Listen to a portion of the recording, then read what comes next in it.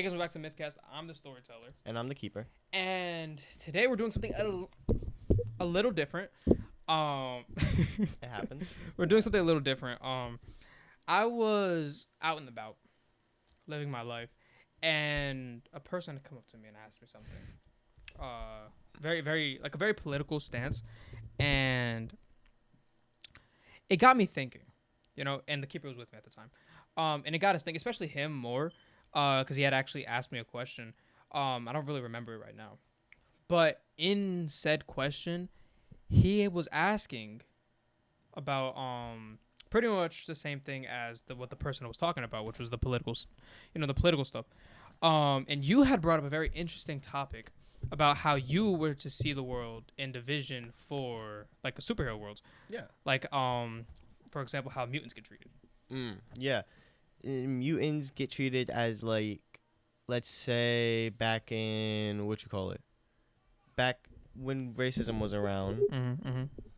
It's basically like that, and essentially, not exactly because obviously it was worse, but the way mutants treated is like they're outcasts and they don't belong. They're treated as I was gonna say superior, but under superior, whatever the word for that opposite of superior is.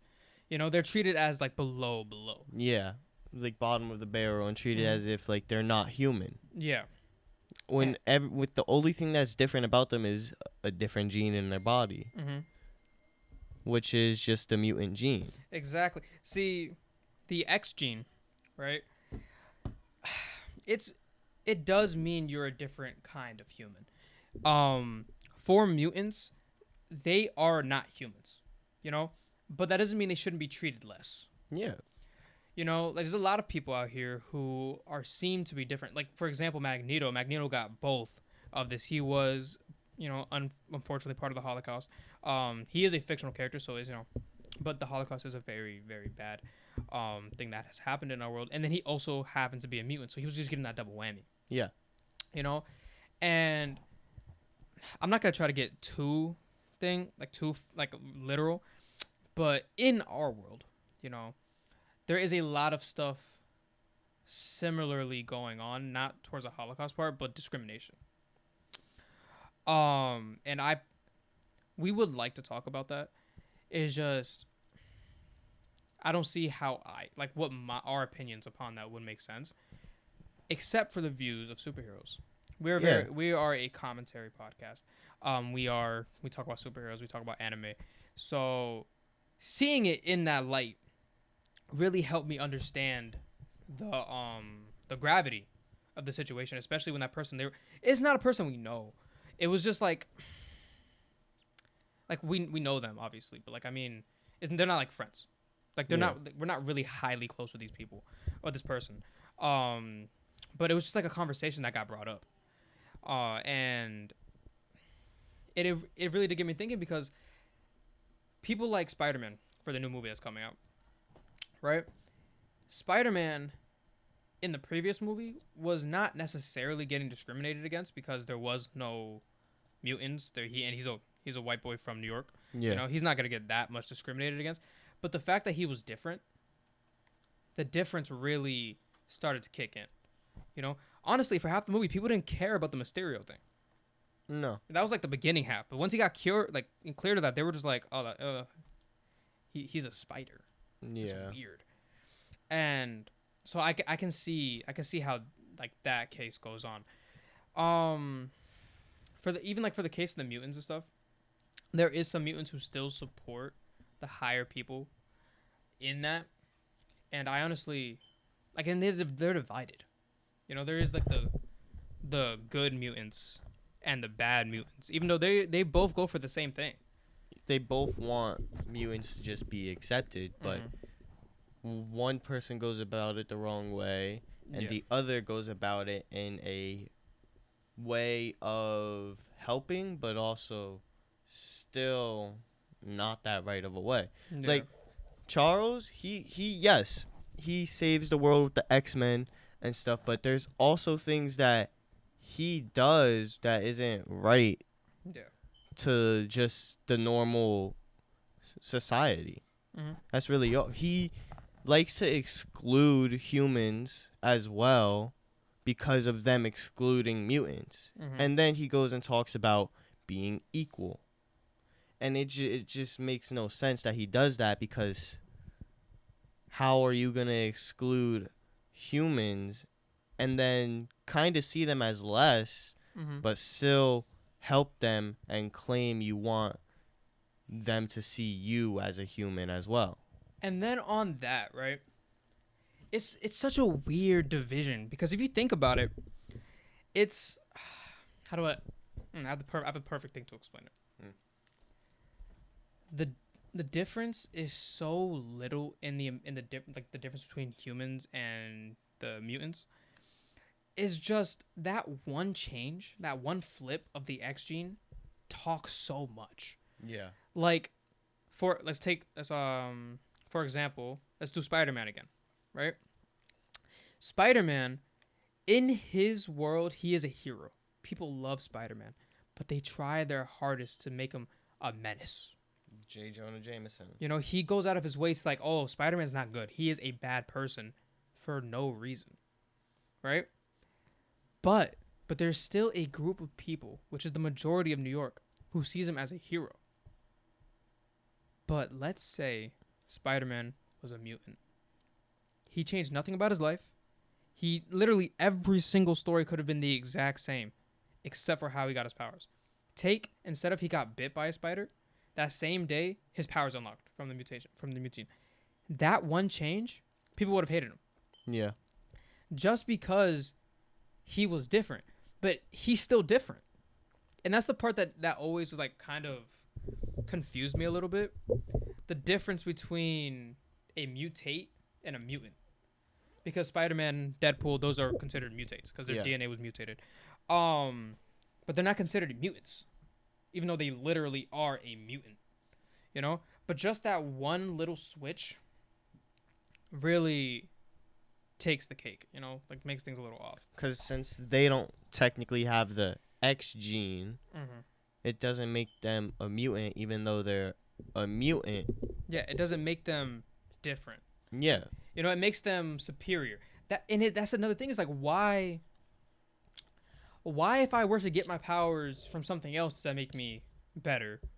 But if I was born with them, then I'm a problem. Yeah. Then I'm a monster. Then I'm evil. You know, just for the way I was born. And it makes no sense, because why are we treated like we're not as important? Because we have just one different gene? Exactly. And that one change, I'm assuming, makes a big difference.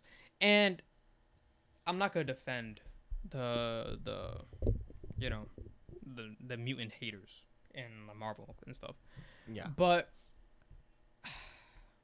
for example, for the mutants who physically look different, right?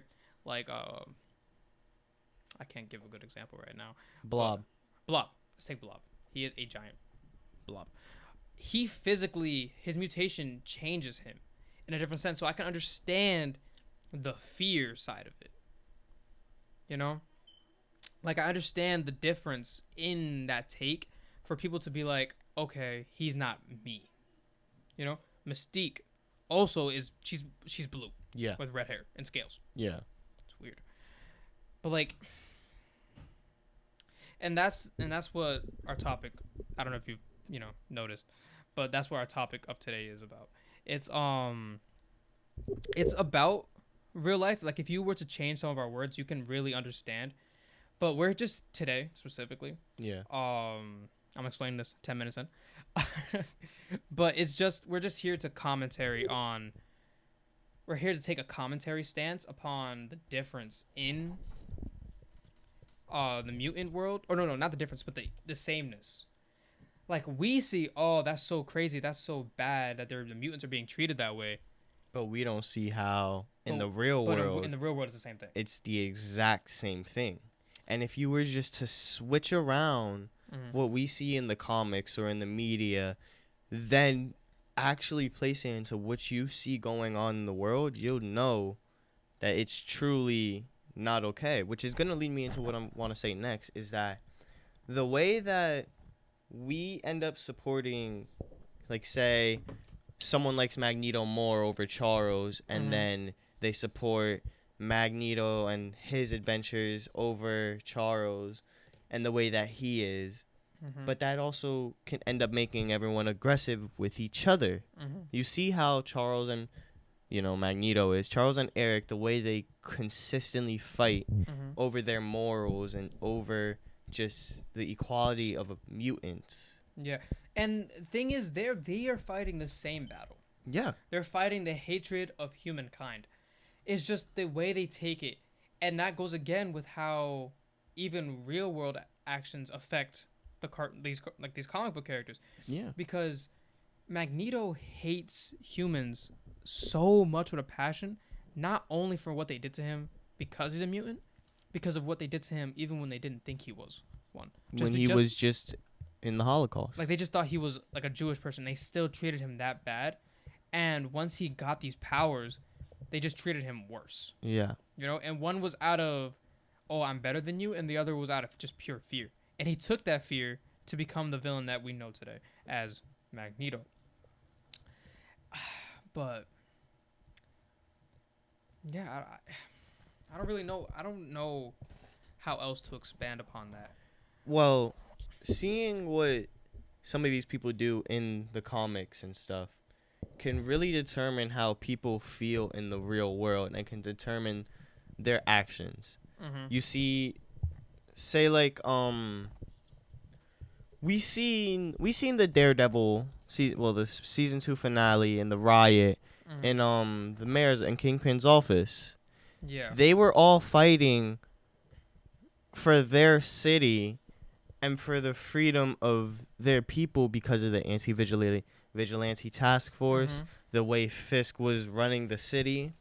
Yeah. And that also turns out like things happen here. Like we have protests and we have people who do things like that all because of actions of and even someone like Fisk. And even let's take Wilson Fisk in for an example, right? With Fisk, he has a well-known criminal history. He is a known bad guy. He has done stuff that is considered criminal. And people just accepted him like it was nothing. It was like just a switch. Almost because he is just a human. He is one of us. New York does have a very prominent crime scene, especially in the Marvel universe. So a lot of people can see him as the underdog. Just the guy trying to make it out. But he is a genuine villain. He is a genuine bad guy who takes people out, who does a lot of this bad stuff. And we go back to the mutant example. Just because he's not different, they treat him that bad. But then when they go to Spider-Man is a menace. Spider-Man is evil when all he's done in his entire life has, helped people. Consistently almost died for the city. And I want to ask you guys a question. If, for example, someone like Wilson Fisk was to run for your mayor, would you vote for him? And be honest. Don't be like, oh, I'm different. I'm not going to do that. Be honest. I have a feeling a lot of you would probably do it. But I want to hear your answers. So please, in the comments, expand upon that. And it's not saying you do it because, you actually like the person. It could be because of fear of who the person is. Fear, or it could be peer pressure. I know a lot of people who vote for people just out of straight peer peer pressure or empty promises that they could make, like Fisk. Yeah, honestly, and let's take a little step back from the dramatics. We have been talking a lot aggressively at you guys, and it's only 14 minutes in.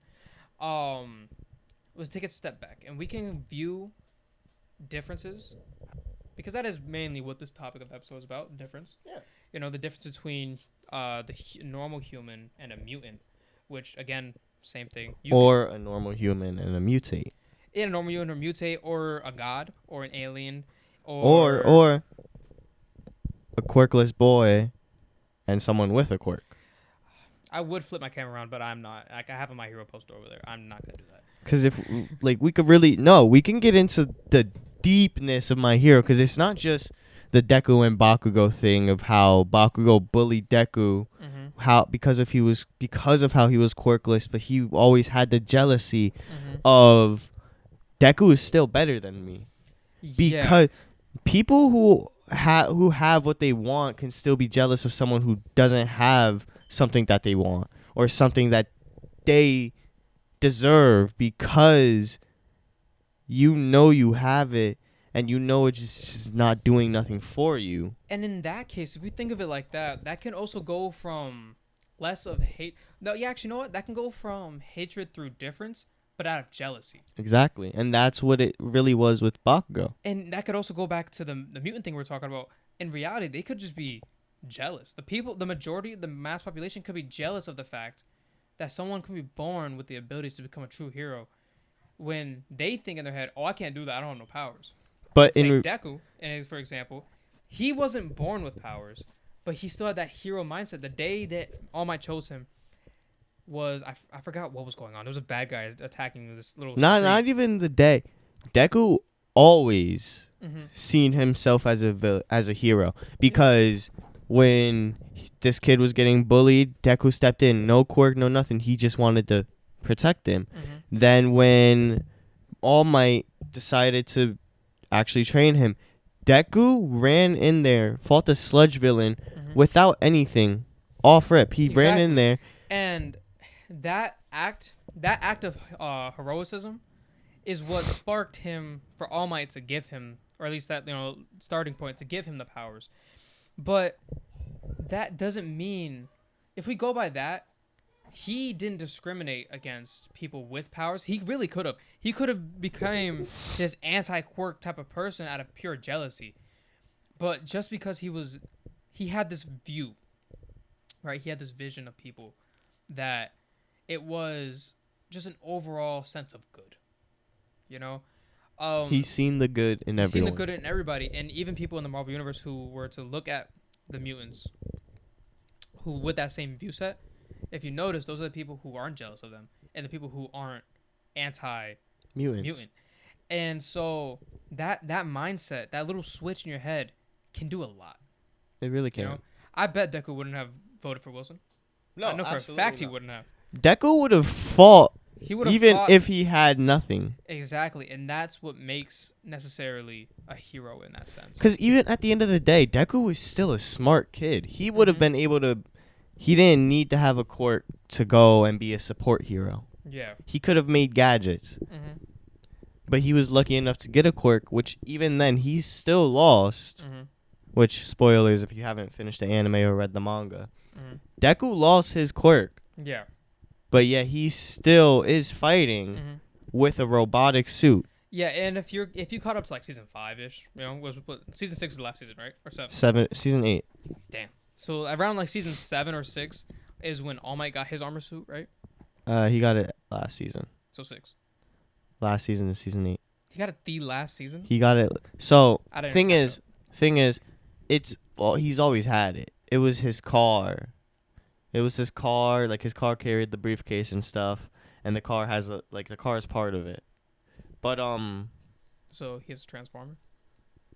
It's not like a giant mech suit. Yeah, I know it's not. It's just the car has like a little bit of weapons that it shoots out and it connects to the suit and stuff.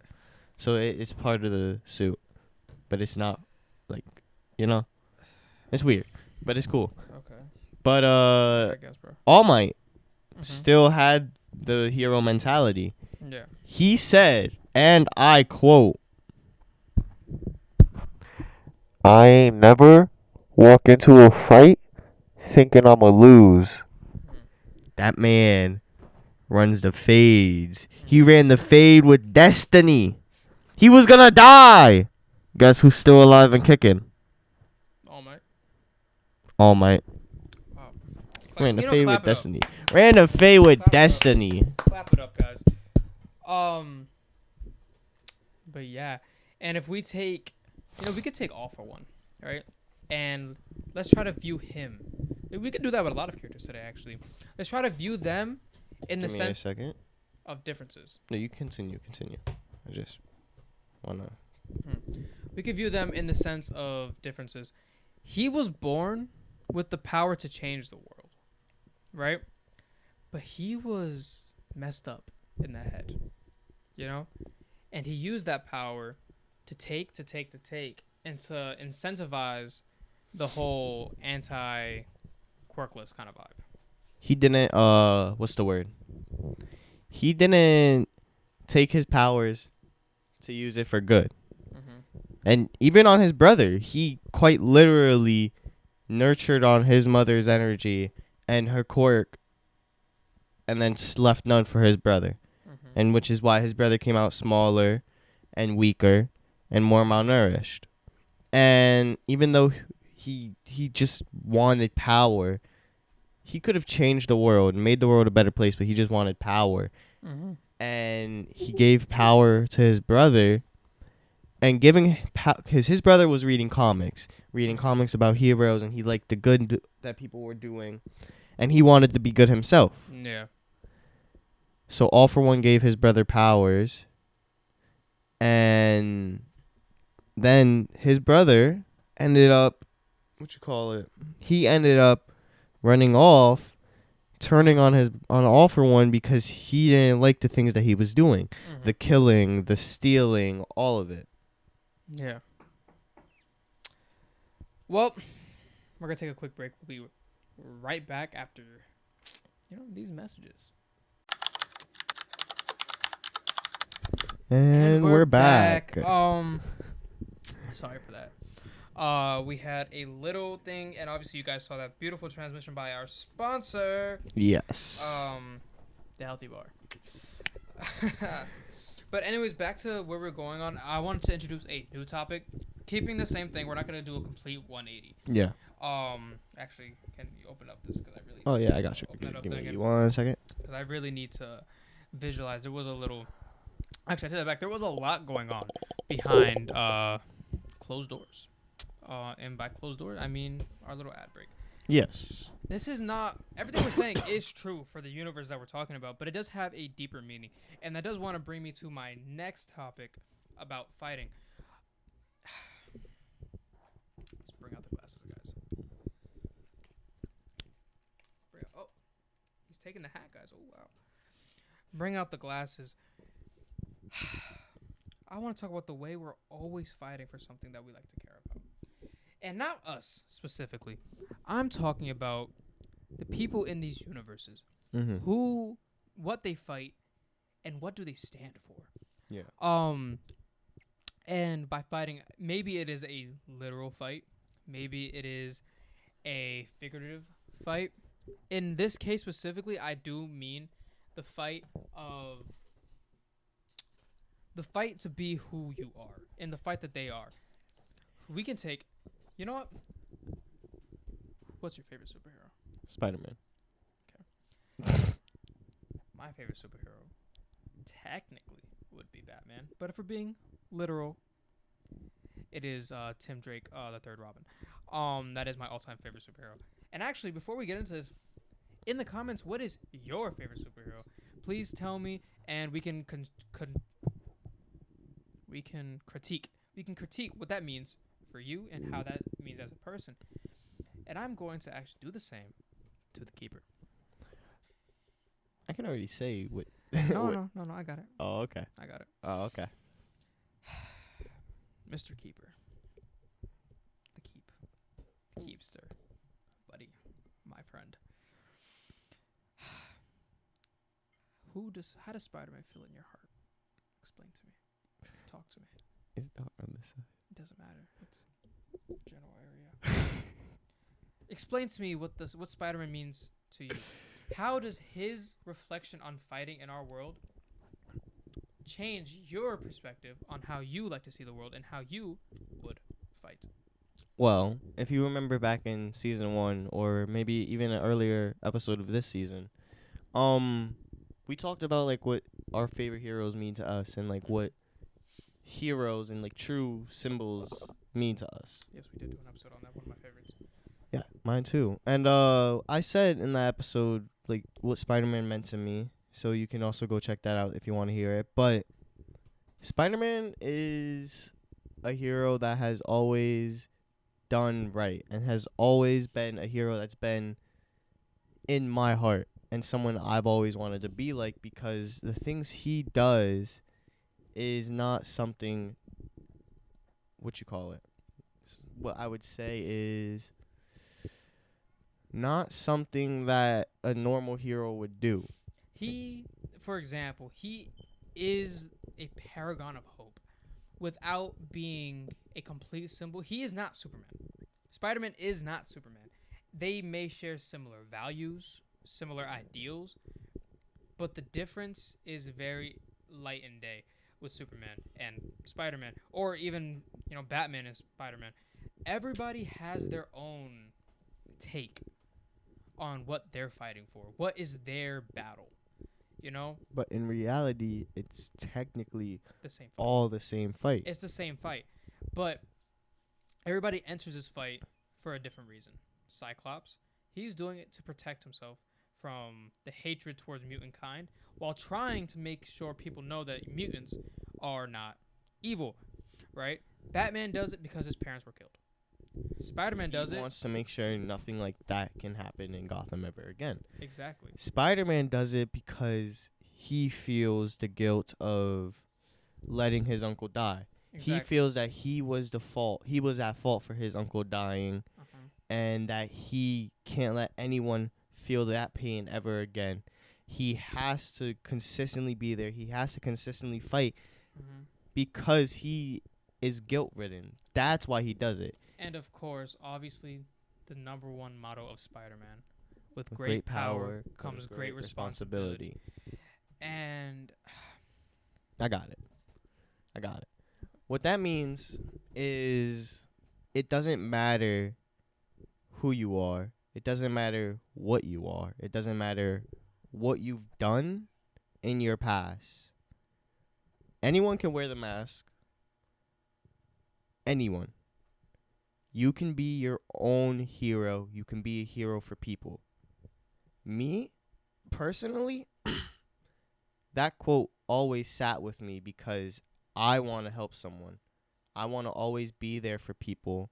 And I want to always just be someone that anyone can look to, anyone can call on. Because that's the ideals I have. I don't like seeing anyone go through anything that any of the bad things that happen. It's not right. No one should deal with it, but there's not much we can do about it in the current moment. But at the end of the day, it still doesn't stop me from trying. And exactly, I'm obviously not a superhero. I don't go out. I don't fight crime. I don't have grand magical powers that allow me to do the stuff these people do.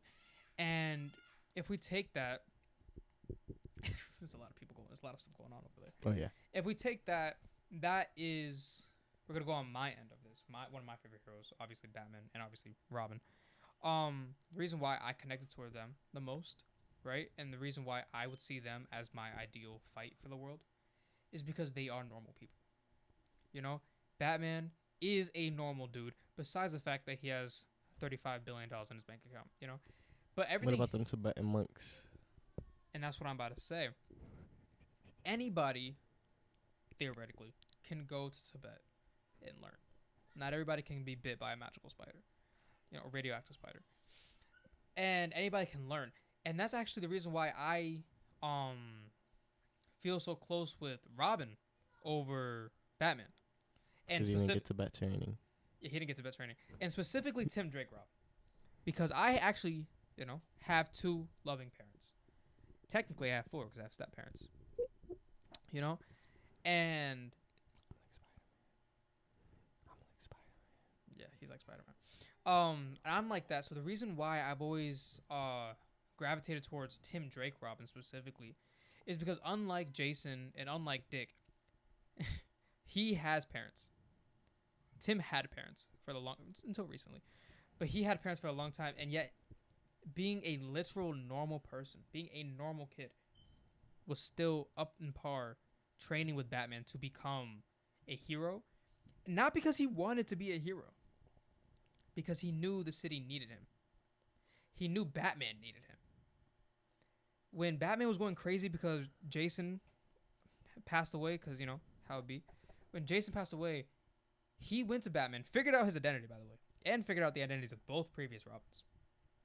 He didn't go to Batman and said, hey, I'm going to be Robin. He went to Bloodhaven by himself at the ripe age of, 13. By himself went to Bloodhaven, got Dick Grayson and was like, yo, bro, you need to be Robin again. He said, hell no, I ain't doing that. Took him to the Batcave and said, here's your new Robin. That's what Nightwing said to Batman.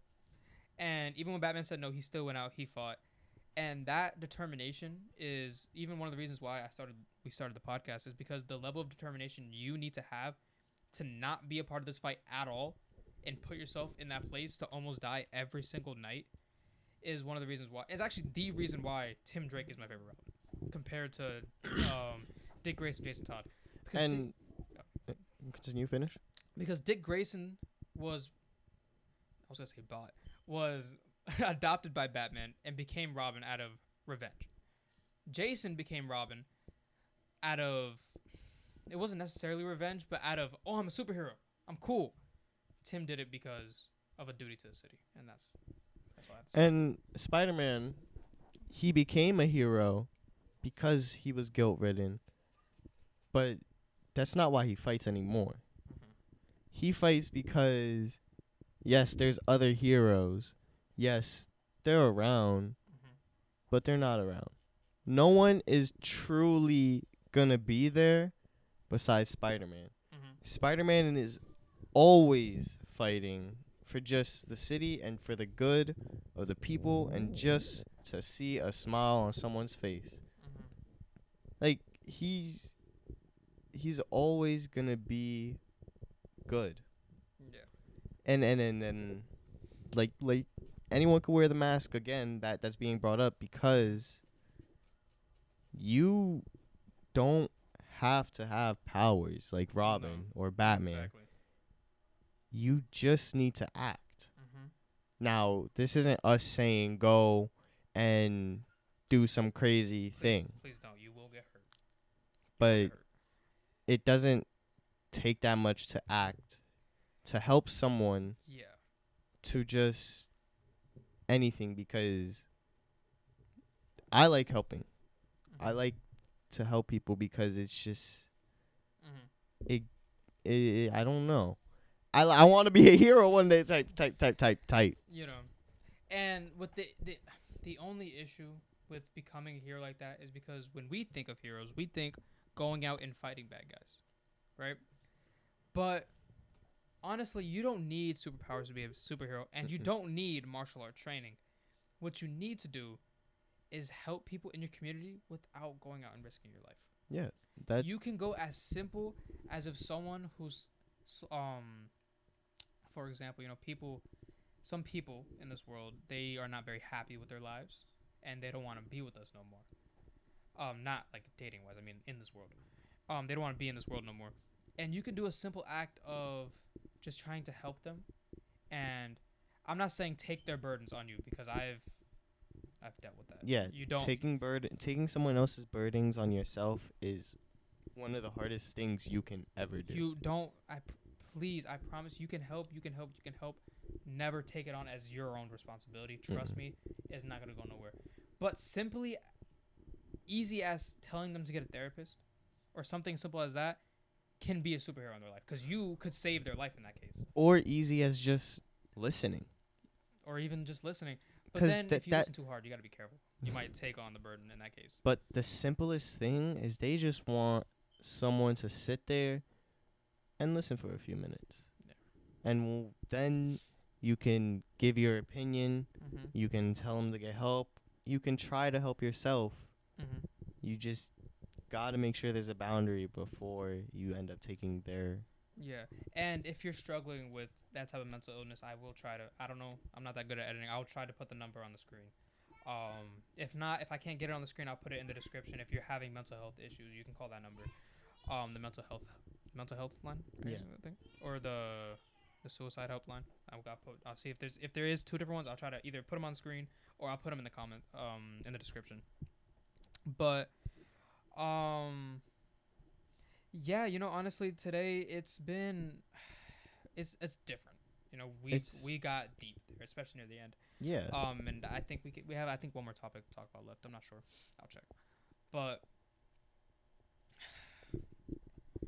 today's episode, the keeper actually brought it up to me after that conversation we had with that person to do this episode. Well, it's because I mean, there's so much that I've seen in comics and shows that it seems like they're just portraying what's really going on in the real world. Yeah, exactly.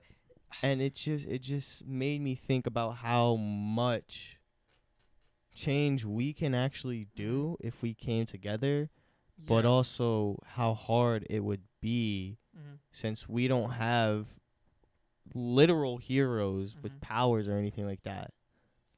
And with our simple contribution, sure, we have the smallest community in the world. There's probably like at least at maximum 5 of you guys who might actually watch this video. But because we can make these videos, we have the duty to try to speak out about certain stuff. And because of the form of our platform, we cannot say real names, and we're not going to say names. We're not going to get overly political. If you understand, great. If you understand only the Marvel parts and the comic and the everything, that's good too. It's not about converting you into becoming political. I'm not political at all. We're not political whatsoever. But with even the smallest platform in the world, I do think it's the best duty to our duty to try to spread a little awareness or try to make any change we can. Yeah, so this is our little chance of being heroes, Hey, maybe there is one person out there who will see this video and be like, yeah, this was the reason why I didn't want to do something, Yeah. And honestly, if that's and if you're facing discrimination, I don't think there's any helplines for that. Like, there's nothing you can call, so I can't really do nothing. But if you're facing discrimination, like on our first half of the episode that we talked about, you're better than them. Yeah, I mean, there's really nothing else I can say because nothing I can say to change their mind. But just know that the fact that you're not taking it out on them, like you're just not gonna go beat them up because they're being messed up. You're not gonna go hurt them. It says a lot more about your character, and I just want you to know that that internal difference makes you a bigger and better person. Makes you the better person. Not because you are lighter than them or because you don't have a different gene. Doesn't make you the better person. What makes you the better person is hearing all this and still choosing to not be like that person. That's what makes you, a better person, and just overall someone who's gonna just have a lot of impact. And I think we're reaching the end. Reaching the end here. This does feel like a natural ending point. And continue the conversation in the comments. Please fill the comments up with debates, comments. I try to reply to every comment. We don't get that many comments, like, at all. So I try to I will reply to every comment that if there is. I'll reply to everyone. If you have opposite, if you want to debate something, maybe you don't necessarily like our takes, maybe something in the Marvel movie, or the comics that about the mutants that we're not too knowledgeable on, maybe it's not that bad for the mutants and the thing, and you want to debate that, please,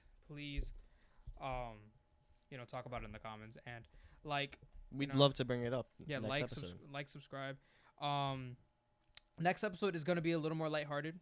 We're not going to go too far. And like this is not going to be common. I mean, unless you guys like this type of content. If this becomes popular, then we could talk more about this. 100%. And remember, the main overall theme of our show, the reason why I named it the MythCast, is because we like to see shows and movies in the lens of modern mythology. You know, how does this stuff represent our modern mythology? This one, in a sense, this episode specifically is not necessarily like that. This one is how do comics and stuff represent our reality, and sadly, it does represent the worst parts of it for the most part. Sure, we can have some parts. It represents some of the best, but mainly, it's always There's always gonna a be dark the side, worst. and it sucks that the most fictional part Is of the these most, are the heroes. and That's the worst part. that's what kills. It kills just the experience of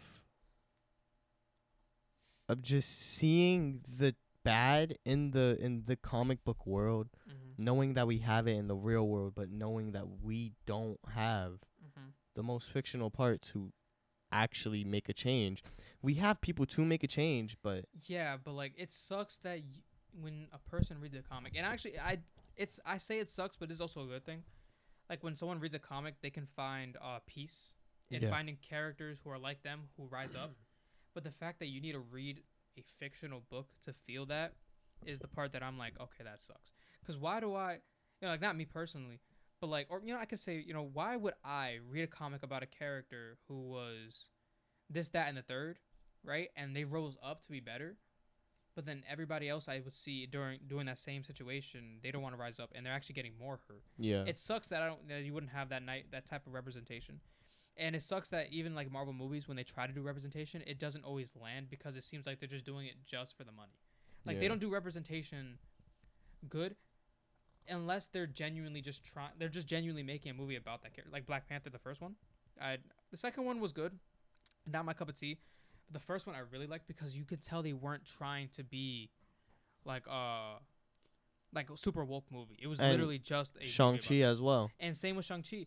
It's just those movies were about these cultures without making it about, oh look, we're doing a movie about this culture. It's just about it. And that's the best type of representation. Yeah. I think that might do it. Yeah. We love you guys so much, and we'll see you in the next one. We might have a special guest, maybe not. Thank you for listening. Thank you for listening. We love you guys so much. Goodbye.